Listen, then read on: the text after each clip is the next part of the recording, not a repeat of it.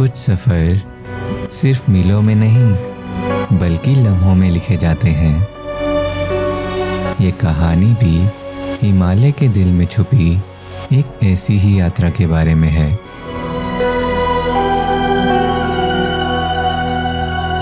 जो विश्वास, संघर्ष और कृपा से तराशी गई है। एक यात्रा जो सिर्फ 16 किलोमीटर की है, लेकिन हर कदम एक कसौटी है धरती के सबसे पवित्र स्थल की ओर। ये यात्रा है केदारनाथ जी की ओर।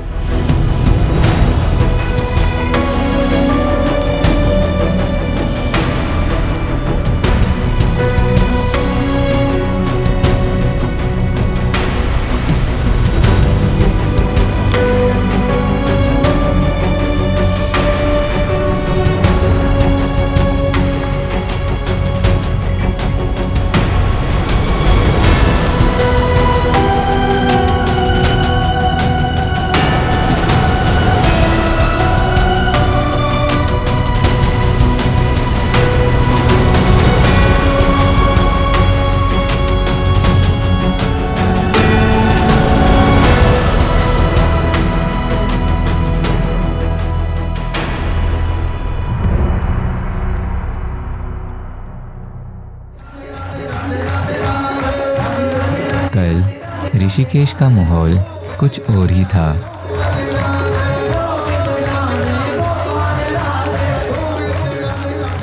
फिर रात धीरे धीरे ढल जाती है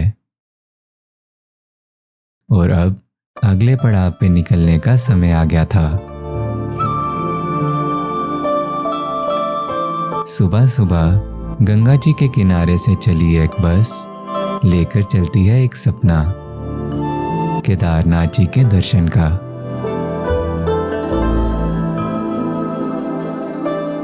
जैसे जैसे बस आगे बढ़ती है, आसमान भी धीरे धीरे लाल होने लगता है। कभी एक मोड़ पर धुंध से छुपा हुआ रास्ता मिल जाता है, तो कभी कोई घाटी पूरे जहान को छूती दिखाई देती है। ऐसा लग रहा है जैसे किसी ने लाइफ का वॉल्यूम कम करके सिर्फ साइलेंस को ऑन कर दिया हो।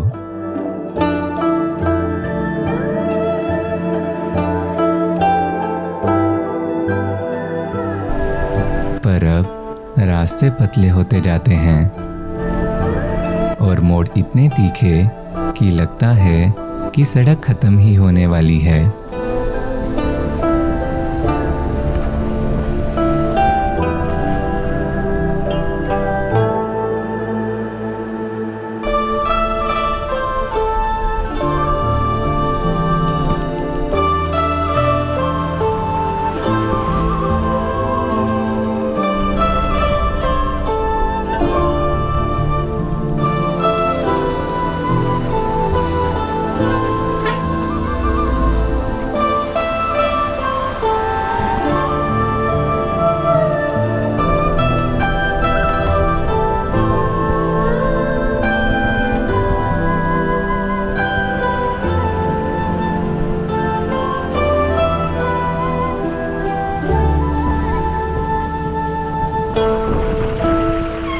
पर उसी मोड़ के बीच एक नया खूबसूरत नज़ारा देखने को मिल जाता है।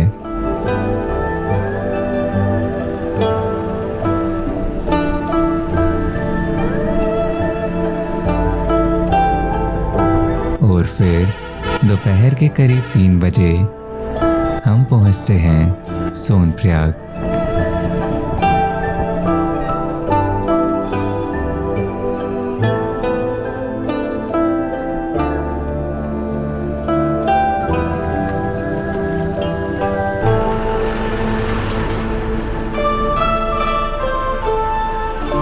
केदारनाथ जी बुलाते तो हैं, लेकिन हर बुलावा एक सही वक्त पर होता है।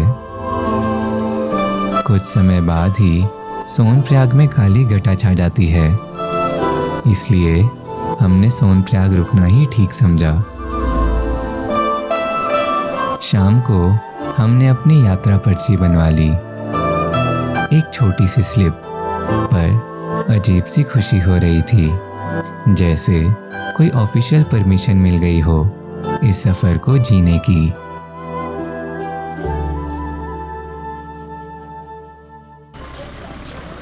अगली सुबह लोकल से पता चलता है कि आज मौसम खुल गया है। शायद इस सफर का सही वक्त आज सुबह ही लिखा था। थोड़ी देर चलने के बाद मिलती है एक लंबी सी लाइन, हर तरफ लोग ही लोग,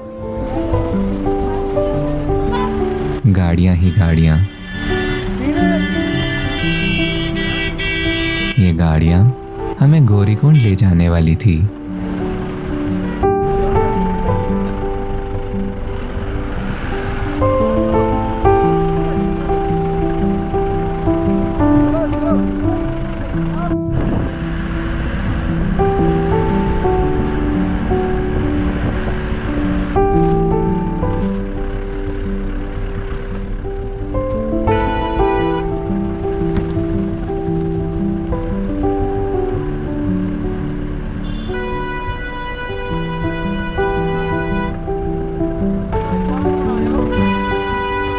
तो सोनप्रयाग से 5 किलोमीटर की एक छोटी सी राइड लेकर हम पहुंच जाते हैं गौरीकुंड।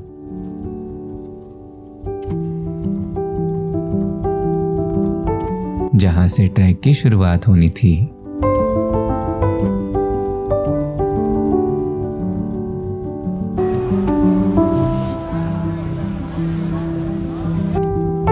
पर शिवजी से मिलने से पहले शक्ति को नमन करना जरूरी है। गौरी देवी मंदिर, जिनका नाम मां पार्वती जी के नाम पर है, जिन्होंने यहाँ शिव जी को पाने के लिए सदियों तक तपस्या की थी। माता की जय, मां गौरी कुंड की जय, आदिशक्ति मां भगवती की जय। मंदिर से आशीर्वाद लेने के बाद ट्रैक की शुरुआत होती है। सफर अभी शुरू भी नहीं हुआ था, पर अंदर की जंग शुरू हो चुकी थी। और जैसे ही पहला कदम उठाया, अंदर से एक आवाज आई, आप इस रास्ते के लिए ही बने हो, आप कर लोगे।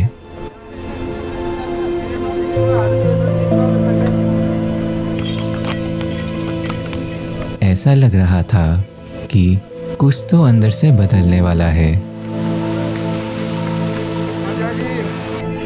हम तो बस कहानियां सुनते थे इस पवित्र यात्रा की। अब हमारी बारी थी इसे जीने की।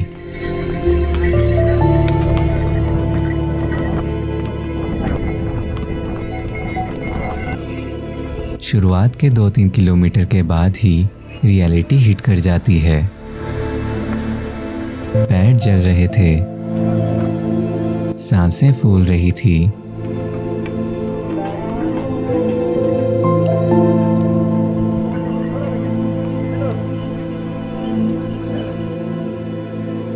दिमाग बोल रहा था, भाई ये टफ है, पर रुकने का मन होते हुए भी रुक नहीं पा रहे थे, क्योंकि आगे सिर्फ मंजिल नहीं थी, कुछ और था जो समझ नहीं आ रहा था। कुछ लोग इसे मोक्ष कह रहे हैं,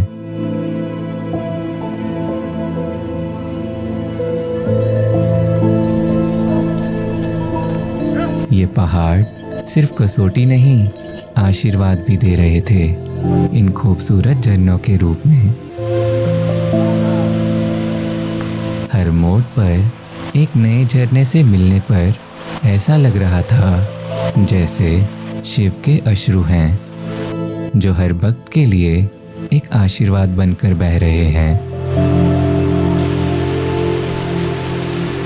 ये केदारनाथ जी के रास्ते के छोटे छोटे गुरु हैं, जो बिना बोले सब कुछ कह रहे हैं। हर धारा एक प्रार्थना जैसी लग रही थी जो आसमान से गिरकर मन में उतर रही है।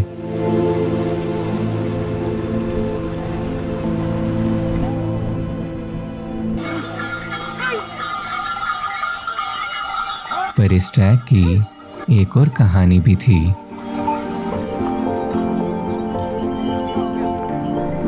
कुछ मस्ती भरी आंखों में अब थकान है।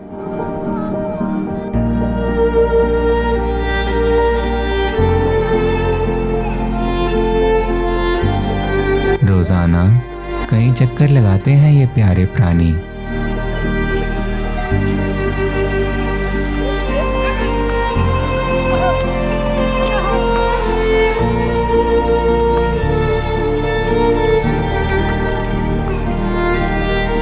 उन पैरों में अब सुकून नहीं, सिर्फ बोझ है।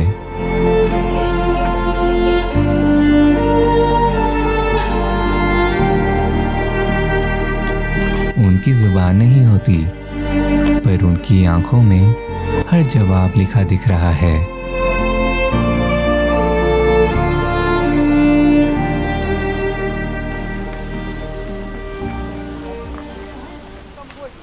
चढ़ाई फिर से शुरू होती है।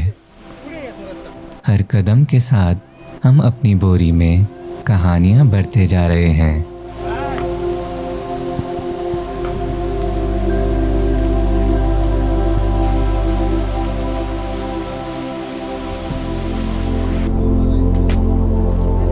और धीरे धीरे हम पहुंच जाते हैं भीमबली।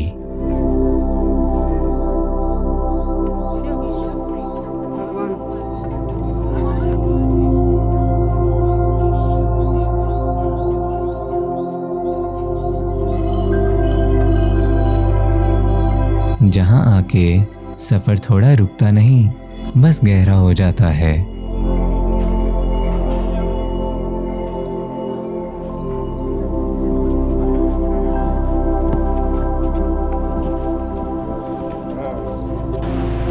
कहते हैं कि भीम जी ने यहाँ पत्थर रखा था ताकि द्रौपदी जी मंदाकिनी नदी पार कर सकें।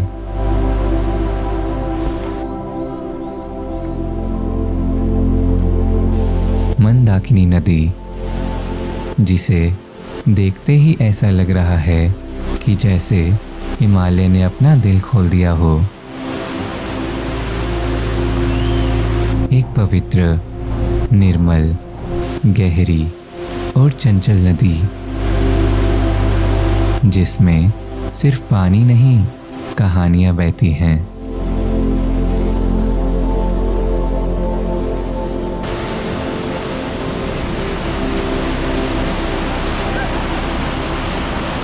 पर यह नदी जो आज इतनी शांत दिख रही है, कभी वो एक आग का दरिया बन गई थी। 13 जून 2013, एक ऐसी तारीख जिसे हिमालय कभी नहीं भूल सकता।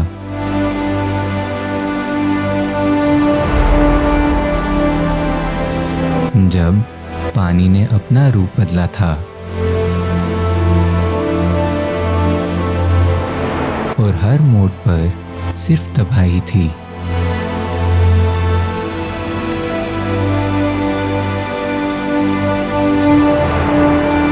जो नदी जीवन देती थी, उसने उस दिन जीवन ले लिया। एक माँ जिसे अपने 2 बच्चों को गले लगाकर पानी में बहते हुए देखना पड़ा। एक पंडित जी जो शिवलिंग को बचाते बचाते खुद मंदाकिनी में समा गए। हर एक कहानी एक आंसू बन गई।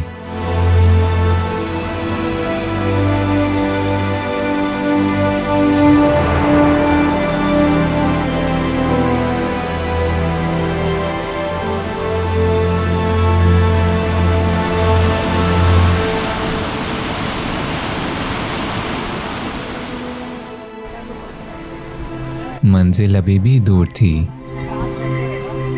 पैर तो चल रहे थे, पर दिमाग कह रहा था आप नहीं कर पाओगे। पहाड़ों की खामोशी इतनी गहरी हो गई थी कि अब अपने डाउट्स की गूंज भी सुनाई दे रही है।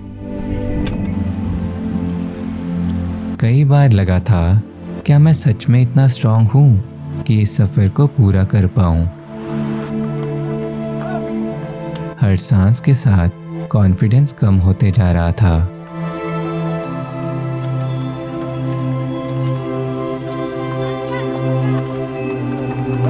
बाहर से सब ठीक लग रहा था, मुस्कुराते चेहरे मिल रहे थे, लेकिन अंदर एक अलग ही लड़ाई चल रही है।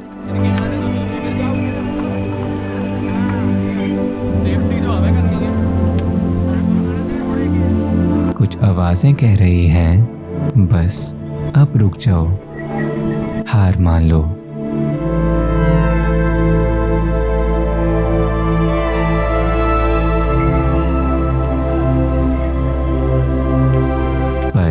उन सब के बीच एक धीमी सी आवाज भी आ रही है जो कह रही है, बस थोड़ा और।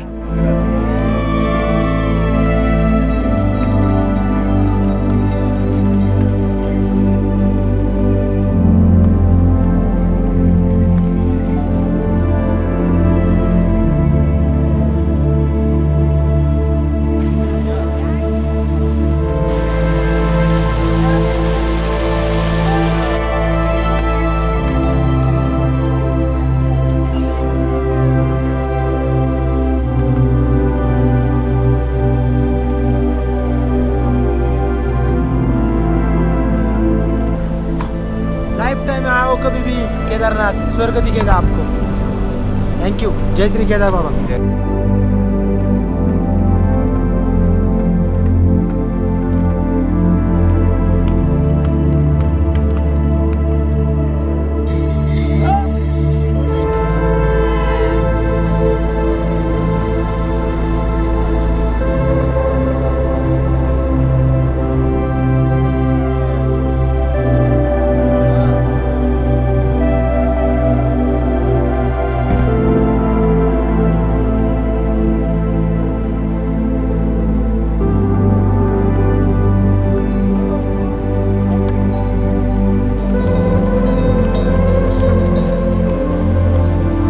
इसी डर और थकान के बीच अब हम पहुंच जाते हैं लिंचौली।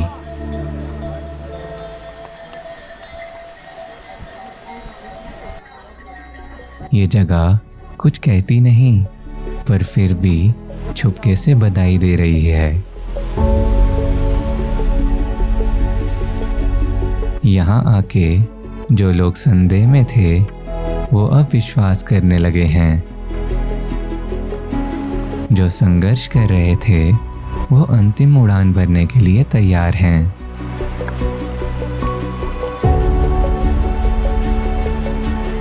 और इस मोमेंट पे ऐसा महसूस हो रहा है जैसे हम सबको अपनी ताकत मिल गई है केदारनाथ जी के उस अंतिम पड़ाव के लिए।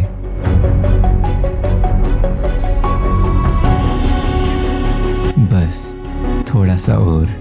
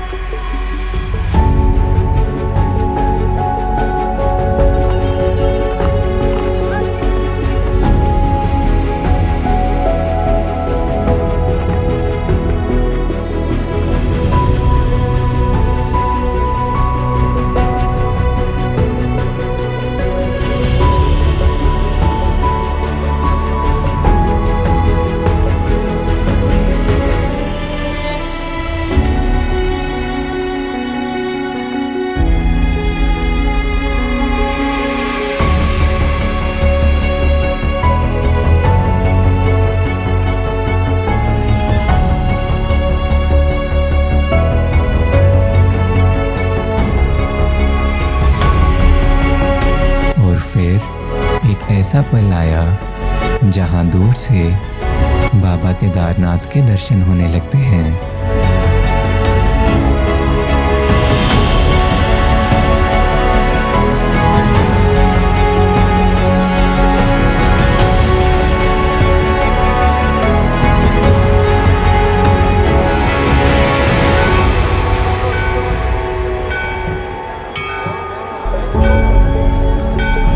हर संघर्ष के बाद, हर चुप सी प्रार्थना के बाद आप आखिरकार दिव्यता के सामने खड़े हो।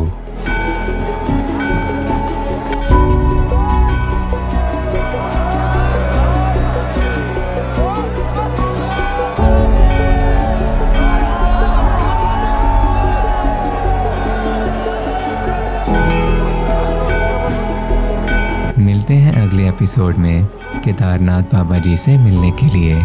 तब तक के लिए धन्यवाद।